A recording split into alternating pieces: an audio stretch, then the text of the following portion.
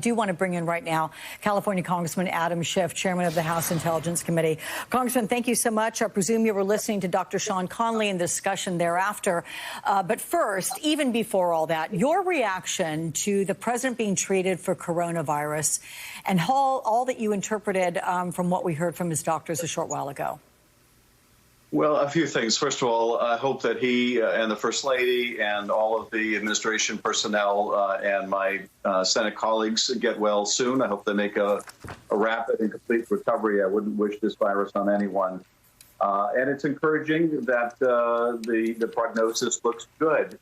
I am worried. I share the concern over a few things. First of all, that the White House may not have been candid about the president's condition when they knew that he had the virus or may very well have the virus, and that the president may have exposed people in the White House, his own staff, his own security, people from the Secret Service, supporters of his in Bedminster or at other events, may have knowingly exposed them or exposed them knowing there was a good chance that he was carrying the virus. And that would not be obviously a responsible thing for the President of the United States to do. I'm also struck by just how unnecessary, tragic and unnecessary all of this is. The president has the best care and protection of anyone in the country, and this was avoidable. Just as the sad reality is that the fact that we have millions of Americans infected was avoidable. If we had followed scientific advice and evidence, and we had worn masks, and masks had been made into a political issue, so much of this misery around the country could have been spared, and the president himself and the First Lady may have been spared if there was more adherence to what the scientists and the epidemiologists and the experts have been telling us for months and months. So it's a terrible tragedy. I also have concerns about what it means for our national security that I'm happy to discuss. Yeah, and we are going to get to that. Before those details, what about when you were informed you're a member of the Gang of Eight, of course, those with important national security and intelligence standing? Were you, Congressman, informed that the president was going to Walter Reed Medical Center? No, I wasn't. And, I think most of us learned of the president's illness, the way we learn about much from this White House in a presidential tweet. And in terms of his going to Walter Reed, that's also not something that we had any advance notice of. But more concerning, frankly, is the fact that there's still so many open questions about not just the president's health, but also when people were aware that he was carrying the virus. And what steps were taken or not taken to inform the public, but also inform people around him. It is vitally important that the president be transparent about this, that the White House be transparent about it. If they're not, the public won't trust what they're being told about the president's condition. But it also presents an opportunity for foreign bad actors to take advantage of the situation. So we need honesty and transparency, two things we have rarely seen from this White House. And I want to get to the concerns you have from an intelligence. Before I do that, though, what is the obligation of the White House to the Gang of Eight or to the intelligence community in terms of keeping you updated as he's being treated? I mean, how concerned are you that this lack of transparency that you're describing here will persist? Well, I'm very concerned that the lack of transparency will continue. And I think it's honestly less of a Gang of Eight issue. We certainly need to be kept up to speed on any pressing national security threats to the country. Now, a vulnerability in the president's health certainly impacts that. But my paramount concern is that he be transparent with the American people, that the public have confidence that they can get the truth about the president's condition at any given point. So that, to me, is the paramount necessity.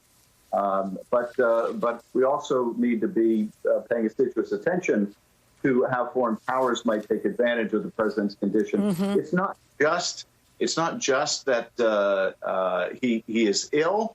Rather, it's not just a kind of a transfer of power, whether he needs to delegate to Mike Pence at some point.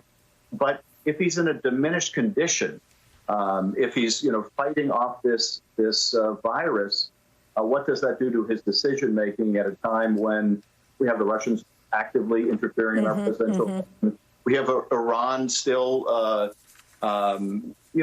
burning to retaliate for the killing of Qasem Soleimani, that IRGC general.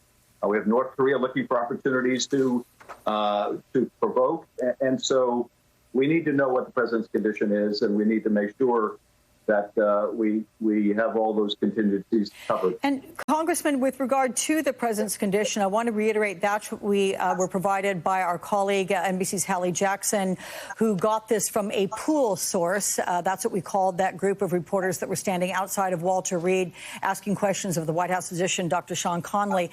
Again, what she is passing along to us is that the president is still not on a clear path to a full recovery, that his vitals over the last 24 hours were very concerning, and that the next 48 hours will be critical. There is always a question about the prospect of implementing the 25th Amendment, the third article of temporarily ceding power from the president to the vice president. With regard to your concerns about either foreign or domestic intelligence issues here, keeping this country safe from nefarious actors of any kind, if the president is diminished in any way, is this something that you would support moving into the hands of the vice president to take over any decision-making, any dealings with anything that might come up? It really depends on how incapacitated the president would become. Now, hopefully that's never going to happen.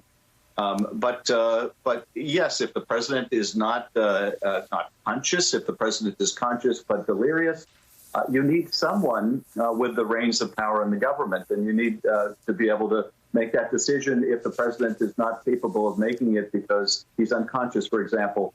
But I would hope that well before you would get to that point, and hopefully that never happens, but if you were going to get to that point, hopefully you would have the president making the decision, I'm not feeling well enough, I'm not at my best. At this point, I'm going to transfer authority to the vice president.